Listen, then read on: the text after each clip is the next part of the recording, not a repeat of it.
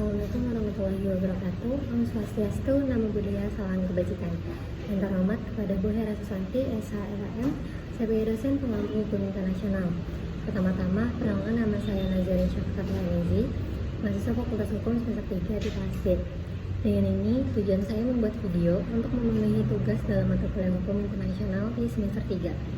Dalam pertemuan ketiga, Bu Hera Susanti menjelaskan bahwa hukum internasional adalah keseluruhan kaidah dan asas hukum yang mengatur hubungan antar negara, organisasi, maupun individu yang melintasi batas negara.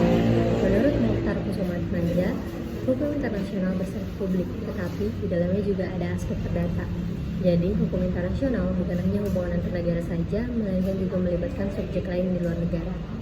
John O'Brien menjelaskan bahwa hukum internasional adalah sistem hukum yang mengatur hubungan antar negara dengan negara sebagai subjek utama dan individu sebagai subjek turunan.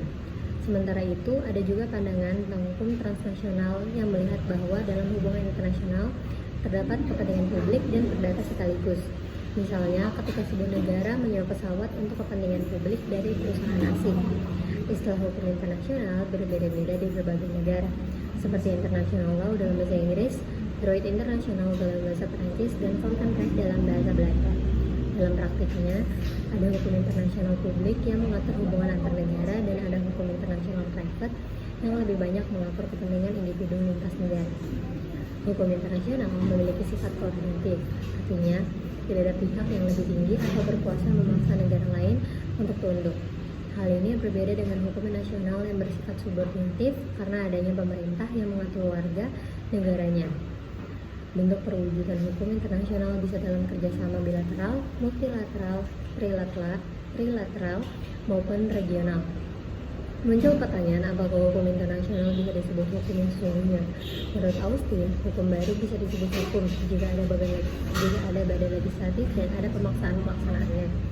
Namun, menurut Oppenheim, hukum internasional sudah bisa dikatakan sebagai hukum yang sesungguhnya karena aturan internasional diterapkan dalam kehidupan sehari-hari, misalnya hukum laut internasional.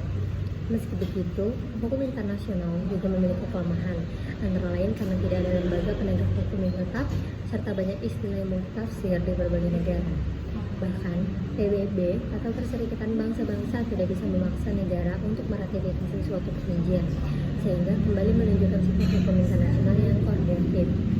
Cabang ilmu hukum internasional sangat luas, mulai dari hukum perdata internasional, hukum laut internasional, hukum ruang angkasa, hukum humaniter, hukum organisasi internasional, hingga hukum perdagangan dan penyelesaian sengketa internasional. Pada awalnya, subjek hukum internasional hanya negara, tapi kini semakin berkembang mencakup individu, organisasi internasional, hingga perusahaan transnasional. Dengan ini, saya akhiri resume tentang pertemuan ketiga di kelas B di mata kuliah hukum internasional. Jika ada salah kata dan perbuatan mohon dimaafkan. Saya pamit undur diri. Wassalamualaikum warahmatullahi wabarakatuh.